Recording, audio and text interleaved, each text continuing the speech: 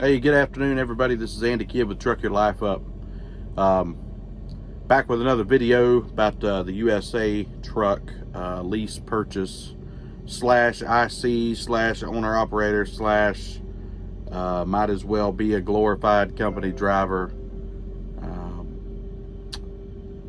situation. Okay, so it's Tuesday afternoon, January 25th. I guess it's about, I don't know, 3 o'clock in the afternoon, something like that. I'm in Joplin, Missouri, headed up to Spring Hill to pick up tomorrow, then headed down to Dallas. Once I get done in Dallas, I'm picking up in Coppell, however the hell you say it, whatever. Right there around Dallas, going down to Lakeland, Florida. Should be a pretty good week revenue-wise. It's not great, but it's not horrible. The weeks that I've had here lately that have been very good, that have been great revenue weeks, I've had to go out west to get them. And then the only problem, some of my cohorts, you know, that also do these videos also are drivers for USA. You know, some of them, you know, have the same problem that I do. So once you get out west, let's say you go to Denver. Well, there isn't a lot to pick from on the load board out of Denver. So then you're at the mercy of the broker, and we evidently only use one broker. And apparently only one guy that works at this big broker. It's a little frustrating. So you either have to take whatever kind of crap that they have on the load board, which usually is crap, it's heavy, it's cheap freight, you know, just to get yourself the hell out of there, or you deadhead way the hell out of there into an area where you can get something. It gets a little bit frustrating, but really what I want to talk about today is, yeah, I actually just finished watching the video of, you know, one of the guys that I like to follow and keep up with. That's Frank Nitty. For those of you that, you know, might watch his videos, I think his channel is called Life with Frank Nitty.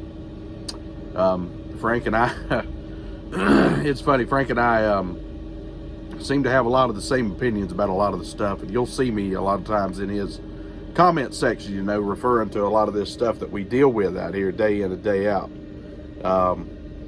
It's really frustrating from a, not just a driver perspective, but from a, you know, from a business owner's perspective. It seems like some of the powers that be don't really value your time. I shouldn't even say don't really. They absolutely don't value your time. So let me tell you a little story. It's story time now with the kid, okay? So last week, I had a load picking up out of Grand Prairie. Whenever I took the load off the load board, it said preloaded, hook preloaded trailer, and then a drop on the other end, okay? The drop, you know, actually would have been like, was going 50 miles from my house. So I was perfectly okay with that. And so I ended up stopping at the wax terminal overnight. This was, would have been Wednesday night heading into Thursday. Yeah, Wednesday night heading into Thursday. The load was supposed to be, now, keep in mind, they sent me this load after I requested it. You know, of course, they sent it to me all in the information.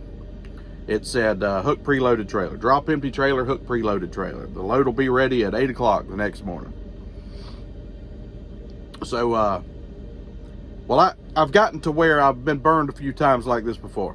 So if I know that there's going to be a live person on the other end of the phone, I'll call the place and I'll say, hey, any chance that load's ready early? Or can I pick it up today? Or whatever. Because I found that whenever your advisor, again, they call them advisors at USA, whenever your advisor reaches out to the account manager doesn't actually call and ask the damn people or email them and say, hey, is this load going to be ready today? Or can this guy come in there early and deliver? They always just give you the canned response of, it'll be ready at 8 o'clock tomorrow morning. Or, no, that you can't deliver early, or no, you can't pick up early. And then I'll call the place. They'll be like, oh yeah, hell yeah, come right on. I mean, we can work you in. So I've gotten to where I don't really even ask. I just go straight to the source. This was one of those situations. So I, like a ding dong, I did ask. I said, hey, that next load any chance that it might be ready today? You know, could you check? So he evidently reached out. Account manager said no, and I'm talking like it was within 10 minutes that he come back and said it's not going to be ready today. So right then I knew nobody's emailed, nobody's called, nobody's nothing. So I call the place. The lady says, actually, this is a live load because we don't have any trailers to do preloads. Okay. Which I was perfectly okay with. She was like, be here at 8 o'clock in the morning. And I've been to this place before. They do drag around, but I was okay with it. It's like, whatever, I got plenty of time on the load. It's just a drop on the other end, so what difference does it make? So, but that's beside the point now. Me being okay with it has nothing to do with what's coming next. Because when I accepted this load, when I requested this load, I should say, it was under the guise that it was going to be preloaded. And generally speaking, when you go into a place, and we all know this from being drivers, when you go into a place to pick up a preloaded trailer, unless it's like a damn Walmart facility or whatever, right? Some crazy busy place. But once you get inside the gate from the guard shack, it may take you 15, 20, maybe half an hour, 45 minutes pushing the upper limit there as far as the time it's going to take you to get in and out of the place. So, all right, so keep that in mind. So again, I called. No, it's a live load. I've been to this place before. They usually drag around. Okay. I immediately sent a message to my advisor. Hey, here's the deal. This is not preloaded. This is going to be a live load. They want me there at 8 o'clock in the morning. I'll be there at 8 o'clock in the morning. But I'm going to need to be compensated for this time because I was expecting it to be preloaded. Okay. All right. So, he responds back with, let me know your in and out times and we'll get you taken care of. Cool. 8 o'clock the next morning rolls around. I'm sitting at the place. I go inside, I check in, go to door, whatever the hell it was. Okay. And I just so happened to see another USA brand new guy, his very first load, company driver. Okay. And I'll get into this deal here in just a minute, which also angered me a little bit, but only because I'm one of these guys that I don't do the town halls and all that stuff. And I will start. Anyway, we'll get to that in a minute. So back at door, whatever. So I did. And 3 hours later, I'm finally departing from the place, okay? And I immediately sent my advisor a message. I'm going to need 3 hours worth of detention time for this. And no response. And so a little bit later, like, I sent him another message. Did you get my last message? And no response, okay? Call me. I sent the next message. So it had to be not very long before he left that day. He calls. Hey kid, what's going on, man? I said, okay. So I sent 2 messages about this detention time. This was supposed to be preloaded, blah, blah, blah. You and I discussed it yesterday. What are they going to do to take care of me here? Well, technically, the first 2 hours are free. I said, no. Let's back up here. Not when it's supposed to be preloaded at 8 o'clock. There's no free time. There's no free time. It's supposed to be ready right then. It's not my fault that you all didn't have a trailer in there for them to preload. It's not my fault that it took them 3 friggin' hours to load me and for me to get my paperwork and get out of there. That has nothing to do with me, the contractor. That has to do with a communication between you all, the company, and between whatever this place was. I can't even remember what it was, but whatever. It's in Grand Prairie, Texas. It has to do with the communication between the two of you all. Nothing to do with me. I was on time. I was early, as a matter of fact. I did what I was supposed to do. Checked in, got loaded, and I'm out of there. But yeah, you're going to have to take care of me here. Well, I think they're only going to let me put in 1 hour worth of detention for you. I said, well, then have someone else call me because that's unacceptable. Here we are Tuesday. This was last Thursday. No one's called me about this detention yet, so that's another problem. Okay, so this makes about 5 times or so in the last couple of months that I have requested a load under the assumption, or under the fact that they put it in on the load board as being preloaded. And I request these loads based on this, so that way, because once you get here and you've worked here a little while, Frank can attest to it, Tony, some of these other guys who've been here can attest to it. We know the damn places to avoid that where it won't be ready on time, or is say preloaded but it friggin' won't be, or you're delivering there and it's a drop and they ain't gonna have no damn empties. You already know all of this stuff because you've been to these places 10 times already and didn't learn the first couple of times you went. You keep taking loads there. Anyway, I'm getting off track. But it's none of our fault that they put this shit in there the wrong way. And it gets very frustrating, and they don't understand that time is money. It's money to them, but it's also money to us. Me bumping the dock, sitting there, you know, my time is worth more than 1 hour worth of detention, because you know, I accepted this load based off of the fact that it was going to be ready when I friggin' got there. It wasn't. So anyway, so here we go back into battle again, right? This will probably be another 3-month battle, just like my last one was, nonetheless.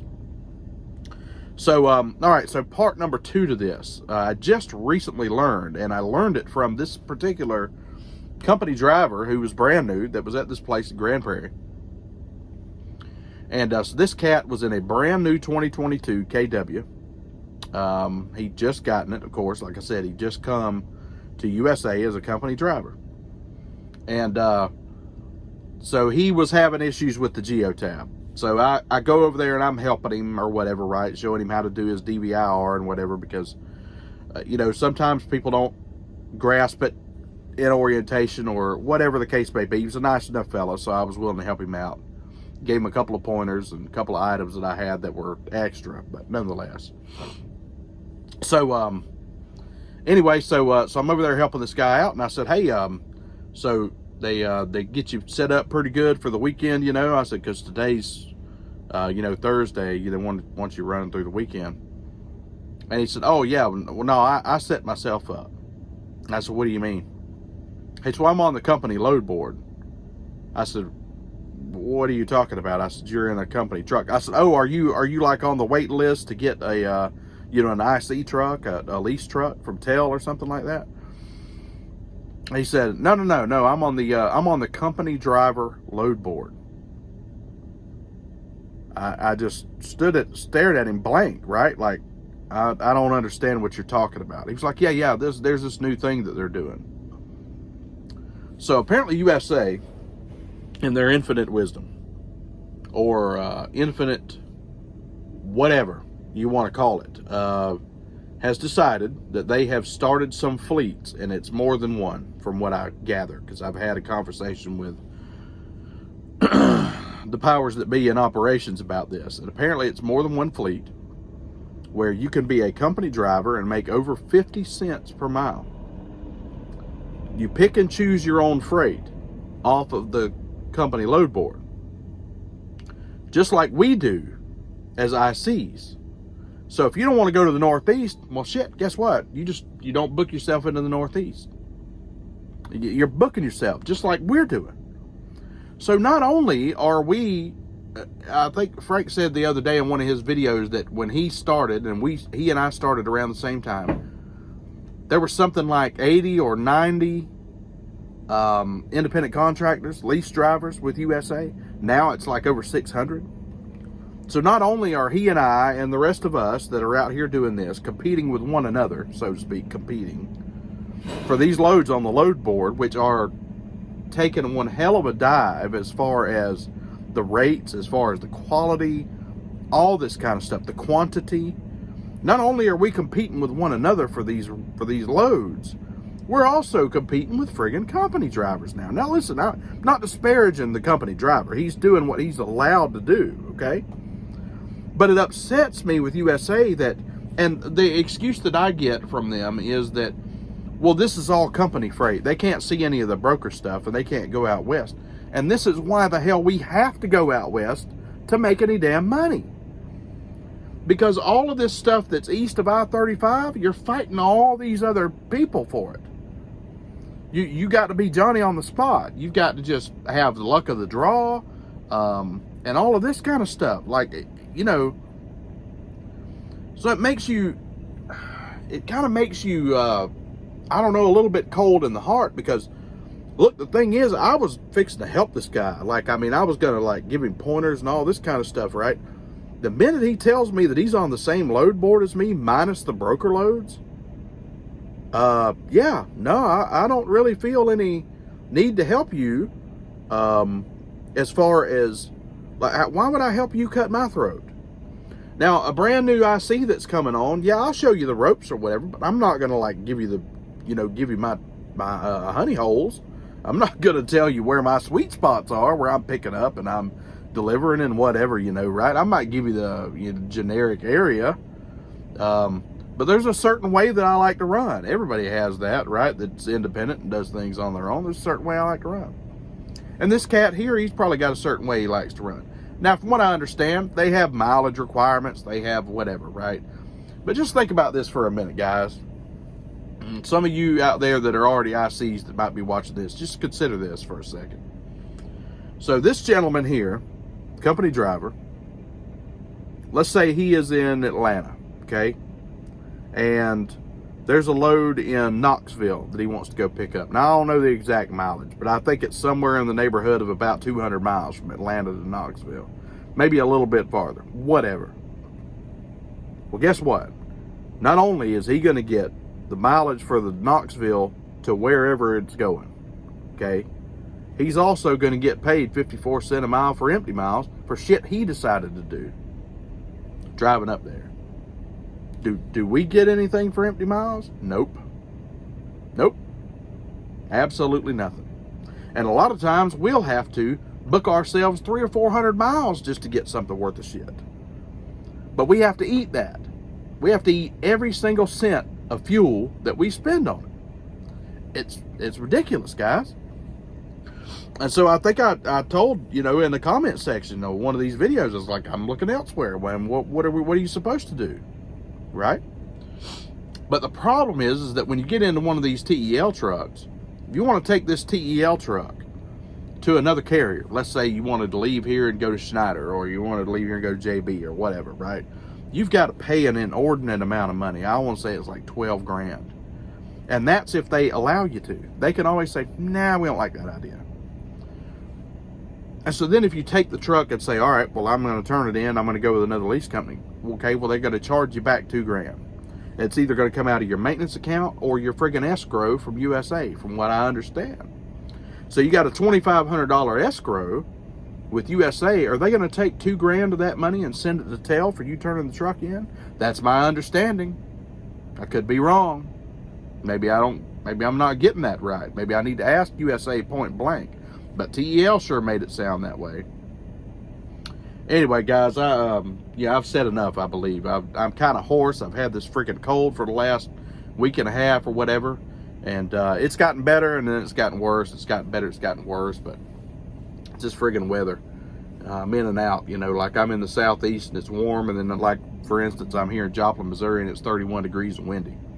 So it's going to be like 18 in the morning. God, I'll tell you. Anyway, again, guys, I appreciate everybody who watches. I appreciate all the comments, good or bad. I don't really, you know, a guy on one of the comments the other day was like, I hope they're a better company than they were 13 years ago when I worked there. Well, I'm sure they're different, brother. I mean, I could be wrong, but I'm different than I was 13 years ago, and you probably are too. But nonetheless, you know, I appreciate all of the comments, all the shares, all the subscribers. Thank you all for watching. Again, if you have any questions or concerns, or you got a topic for another video that you want to throw out there, hey, hit me with it. If you got any suggestions about, you know, other companies or whatever, man, hey, I'm open for it, you know. But I don't know. I don't know what we're looking at here. I just know that it seems like there's going to be some dark days ahead, man, before we see any real light, you know.